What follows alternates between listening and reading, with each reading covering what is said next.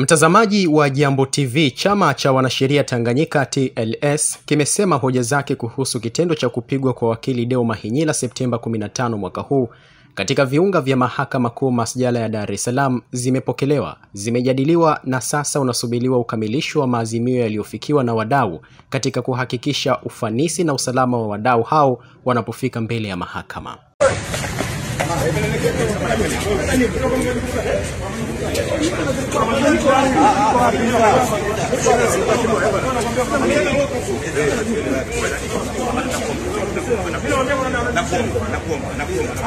Katika taarifa kwa umma ya chama hicho ya Septemba 26 mwaka huu, imeeleza kuagiza viongozi wa maeneo yote kuendelea kushughulikia kwa umakini na uharaka changamoto zinazowapata mawakili, hasa katika utekelezaji wa majukumu yao, na kutoa taarifa kwa TLS katika changamoto zenye ugumu wa kiutatuzi. Katika sehemu ya taarifa hiyo imeandikwa, ninainukuu: TLS inawajulisha wanachama kwamba hoja zimepokelewa, zimejadiliwa na kwa sasa tunasubiri ukamilisho wa maazimio yaliyofikiwa na wadau wote katika kuhakikisha ufanisi na usalama wa wadau wote wanapofika mbele ya mahakama. Mwisho wa kunukuu. Baada ya tukio la kupigwa kwa wakili Mahinyila na kupelekwa polisi, TLS ilisema ilifuatilia swala hilo na kuhakikisha wakili huyo anapata dhamana siku hiyo hiyo, ikiwa ni sehemu ya kushughulikia jambo hilo. Aidha, taarifa imebainisha kuwa Septemba 17 mwaka huu, baraza la uongozi kwa kushirikiana na viongozi wa maeneo yote nchini walikutana na kufanya majumuisho ya maoni ya mapendekezo kutoka kila eneo kwa lengo la kuchukua hatua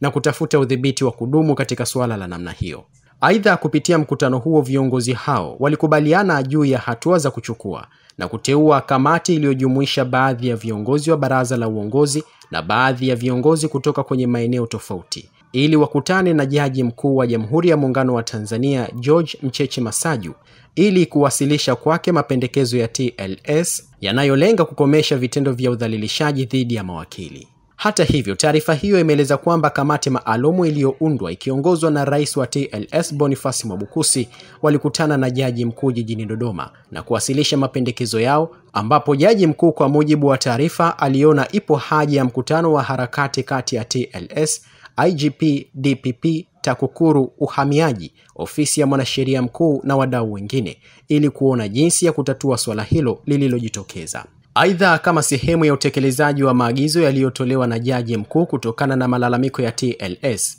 imeelezwa kuwa Mahakama Kuu iliandaa mkutano wa mnyororo wa wadau wote wa haki ili kujadili ushirikiano wenye tija kati yao, ambapo mkutano huo uliangazia zaidi changamoto zinazowahusu mawakili hapa nchini.